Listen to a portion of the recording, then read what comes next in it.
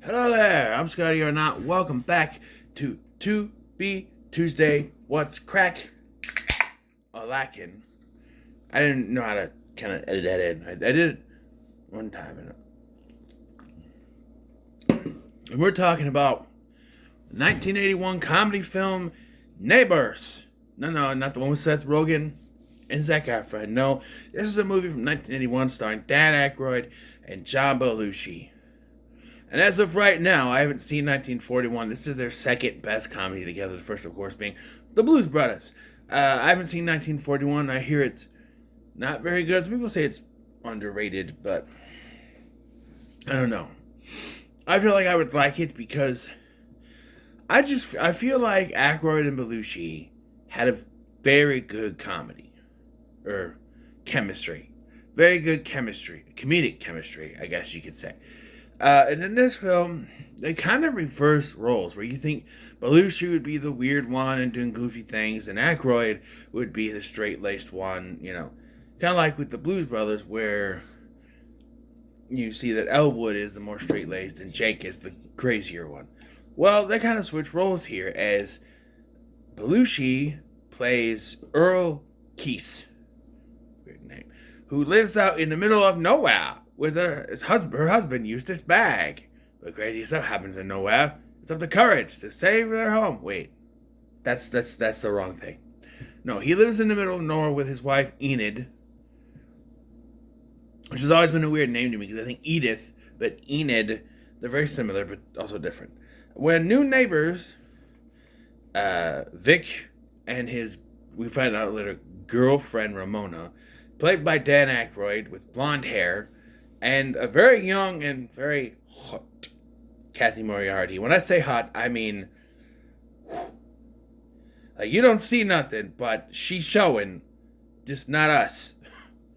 She's like, damn, I never thought I'd be attracted to the lady from Casper, but she was a fox back in the day, man. She's old enough to be my grandmother, but damn. I don't know. She was attractive. In this movie, at least. But, yeah, they show up and they cause all sorts of chaos within I think it's only like 2 days that this happens. Like, over the span of a weekend or something. And, yeah. It starts out meh, but then gets better as it goes along. And by the end of the movie, you start to realize what the point of the movie was. It's like, it starts with Earl, Enid, they're moving into this house in the middle of nowhere now, they're living out here. And he sort of just settles in and is watching TV, and is kind of bored, he's sitting there, and he's having a drink, and Enid's there smoking a cigarette, and they're just sort of sitting there. She's reading a paper or something, because this is 1981. When the neighbors show up, they find out they have new neighbors, and they're like, oh, we should invite them over. And then they sort of invite themselves. Ramona shows up first, because like Enid goes in the other room, and he goes somewhere, comes back, and Ramona is there, and she seduces Earl. And this is where I'm like, well, what they do with Kathy Moriarty, she's a sex symbol, at least in this movie. Like, she's really going for it here. Like, she's really trying to seduce Earl, which never happens. At one point in the film, he fully tries to go for it. Well, twice, actually. But it never truly works out that way. I don't know. But then they meet Vic. The weird, crazy... Think of Dan Aykroyd's character from... The Great Outdoors times 10. It's way goofier than this character from there. This is like it's goofy. There's also a weird tow truck operator that keeps showing up, played by Tim Kaczynski, who would be on SNL.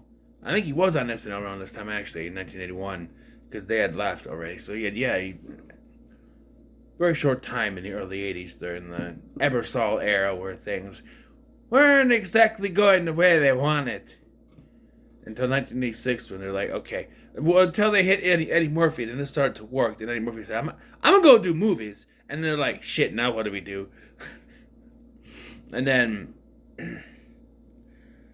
86 happened. They started getting in. They get their Phil Hartman's, John Lovitz's, Victoria Jackson, and all them, and then smooth sailing through the 90s and early 2000s at least. The mid 2000s to 2010s, the only saving grace was Kenan Thompson. Well, yes, people like Bill Hader and Andy Samberg, I guess, but I don't know. Kenan's been there for over 20 years now, right? I want to say it's been 2004, 5, 20 years. I don't know. He's probably the longest tenured right now, besides Lorne Michaels, who wasn't there the whole time. Anyway, back to this. So Vic says, "Oh, hey, we'll go out, we'll get dinner. You know, I know a place in town, Italian food." And he's like, "Where?" Earl's like, "Where?" He's like, "Oh, this place down by the railroad. You know, it's got a good Italian food. It's called the garlic or something." And he's like, "I never heard of that before. I've been down there and seen anything." "Oh, it's just open. It's new." So, to Earl's credit, he's smart enough to watch. He's like, "Hey, when was the money? You know?" He's like, "Oh, I'll go up and get it." He goes upstairs. He goes upstairs to get money. I don't know, but he sees that Ramona is in his bed naked for some reason, and then he goes to get the money out of his wallet, $32, and it's here. So Vic takes the $32, and Earl watches him. He gets in because Vic's car the brakes are shot. How they were able to stop and park there, I don't know, but apparently it is true. The brakes are shot. We find out later, but so he takes Earl's car and basically he drives off, but then goes back to his house next door and makes the food himself, and then brings it over. Which nothing wrong with a home cooked meal, and it seems like it's a pretty good meal. But Earl calls him out on it, and Vic gets all pissed, and this is one of the first times they leave and then come back, and leave and then come back. Because they leave, and so Earl decides he's going to get revenge for what Vic did there, and so he goes to like move Vic's car, and because there's no brakes, it goes right into the swamp.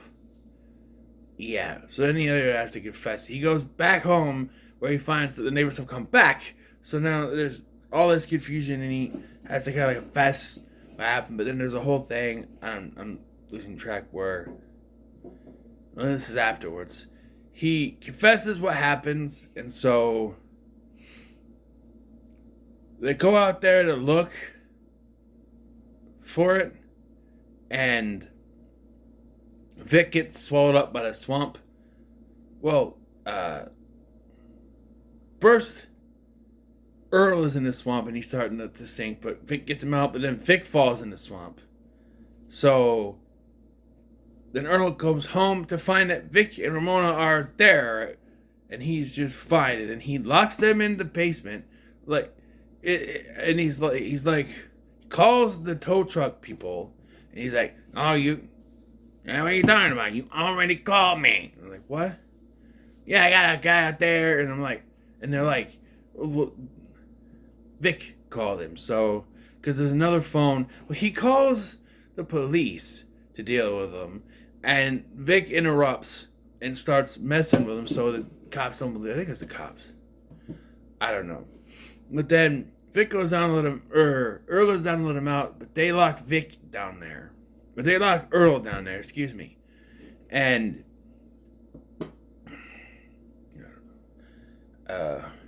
this is all in one night right now. We're still in one night.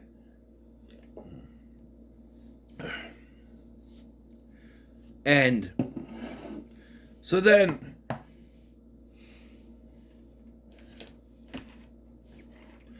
Earl decides, I'm gonna go to bed. No, I'm trying to think. And I can look it up. Hold on. So I know what the... Go to the home page. Because I left it right here. Alright, Microsoft Edge.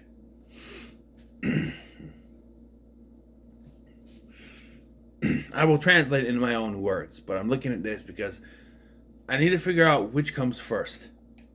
Because I'm confused right now. What the hell? Yes, continue, whatever. Continue without sync. Just let me go. Let me go.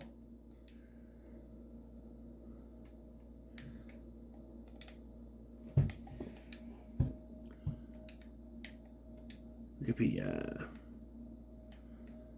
Go to the website. I'm not searching. Oh, really?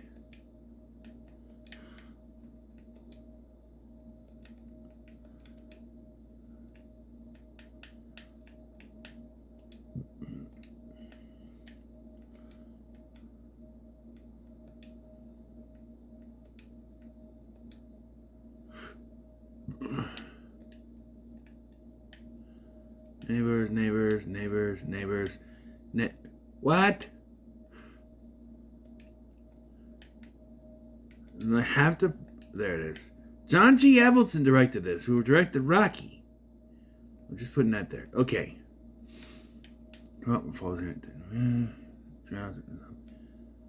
However, charmed by this act, believe Earl's being irrational. Okay. Okay, so yeah, so the daughter shows up here. Okay. He locks them in the basement. This is where the daughter shows up. And she shows up and says, oh, we're gonna... The neighbors...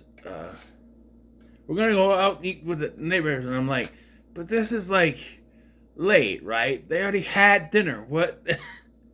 I don't know. So, apparently there's vandalism on his car. I don't know.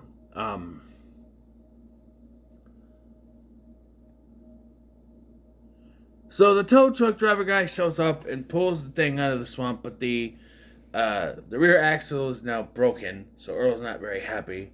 But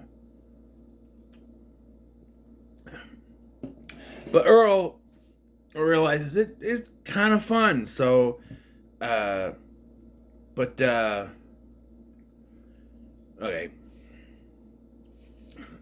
What happened to the airplane? Okay. So, this is the next day then. No, not that. So, I'll do this one. So it's the next day.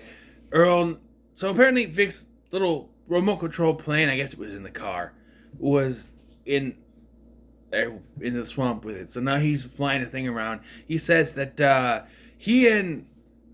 Vic says that he and Ramona aren't legally married, so she's his if he wants it. So he goes upstairs and he finds her in bed again. And they're like, okay, whatever. So he gets all naked, but she's like, I'll be right back. And then he can't concentrate because of the plane. And then the plane stops. But then Enid starts yelling for him, so he has to get dressed and run downstairs. And to find out that he crashed the plane, and and a fire apparently started. He looks over and doesn't see any fire. And see, I just had to look a little bit at the thing. I'm back on track. And says that he's doing this on purpose. He's trying to make us sympathetic, but then the whole house ends up on fire, so he feels bad about it. And so he's like, well, why don't we all move? And they have lunch or something, right? They leave. Is this where hold on, I gotta turn it back on again. So I want to say not yet. We're not there yet, are we? The fire department shows up and they don't seem to care because there's no pressure in the... Why show up then? There's no pressure in the hose. Oh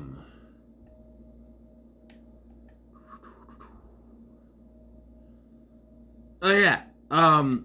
So eventually Ramona goes back into the Vic drives away in Earl's car with Enid and the daughter, and Vic drives away in Earl's car with Enid and the daughter, and when Earl goes back in the house, Ramona says they made a trade.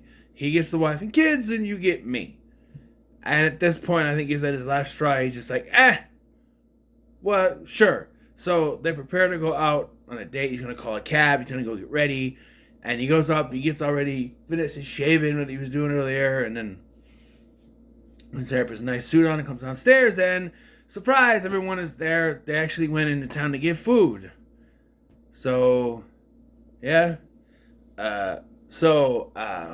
During the dinner, this is where Earl's like, oh, hey, you must have made a lot of money with the insurance on the house. That's why he did it, right? So you can get insurance money, which would be investigated, so he wouldn't really get away with it. But he's like, actually, they didn't have any insurance. What? You had to have insurance to get a mortgage. We don't have a mortgage.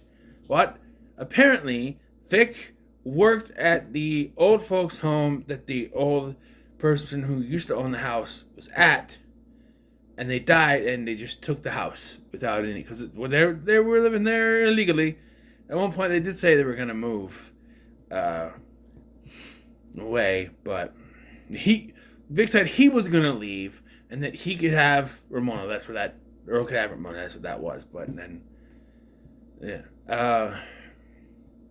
And this is the thing with the checkbook. The checkbook, he accuses Earl of taking the checkbook to pay for the takeout that they got, but then they find out it's there, and he signs the car over to them. This is towards the end of the movie now. So I can do the rest of this.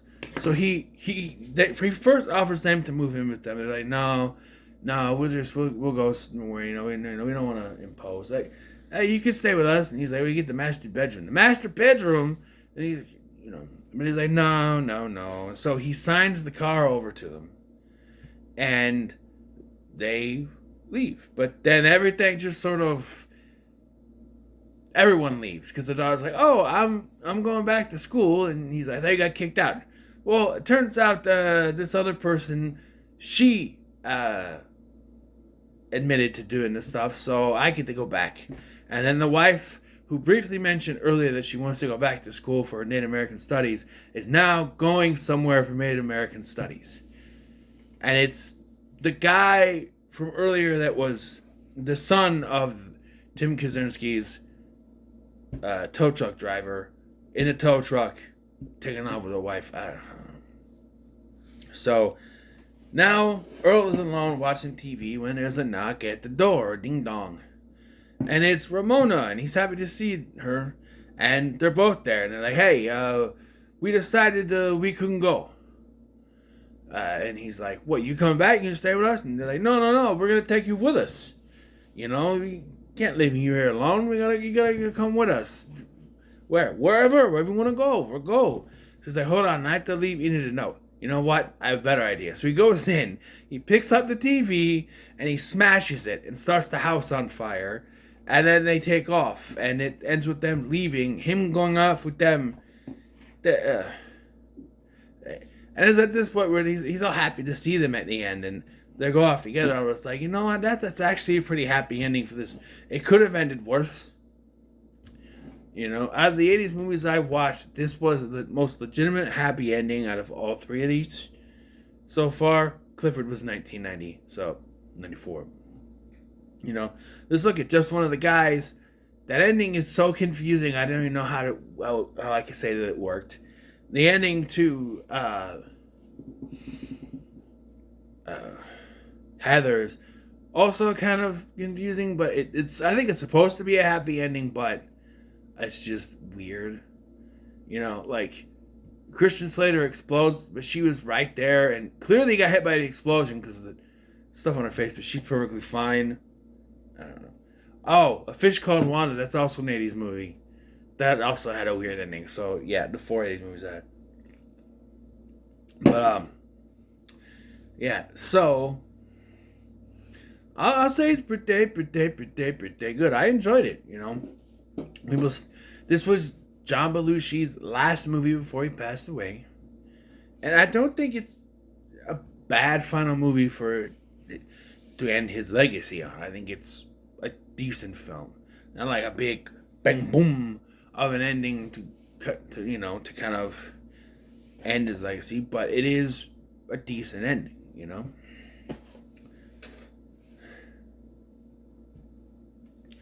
And I looked at how old he is.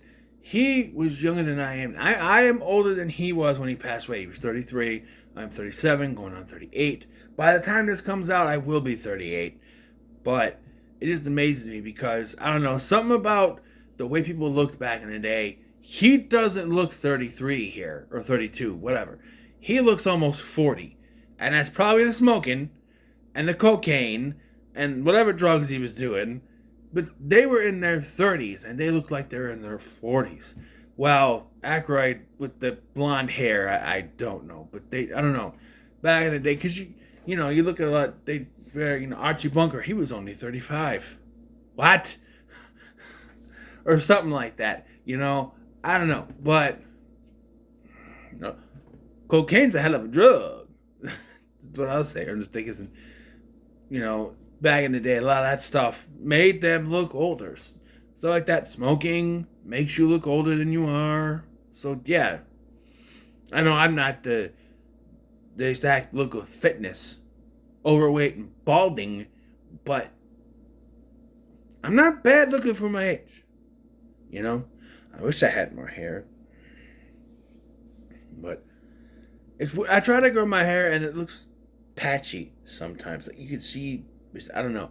So being slightly bald is better than. And if I don't have the beard, you can see a little bit of the gray. I don't have the beard, I look younger, but Let's pick out the next movie. I just spiked myself in the face. You see that? Let's pick out the next movie.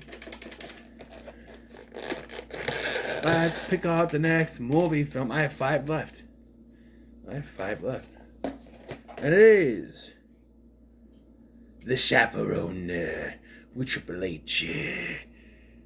Yeah, Chaperone. I didn't show the other ones, but The Chaperone. I'm trying to get as much as I can done tonight because I know that they're gonna they're gonna F me over with the Super Bowl tomorrow, and that starts at 11 Central. The coverage, so I'm sure from that point on to whenever Super Bowl is over, it won't allow me to search for anything. So I do as much as I can. But so I'm recording this weekend of the Super Bowl, just so you know. So what are your thoughts on Neighbors? No comments, make sure you like, share, and subscribe. Thanks for watching. I'm Scott, and I'll see you in the next one.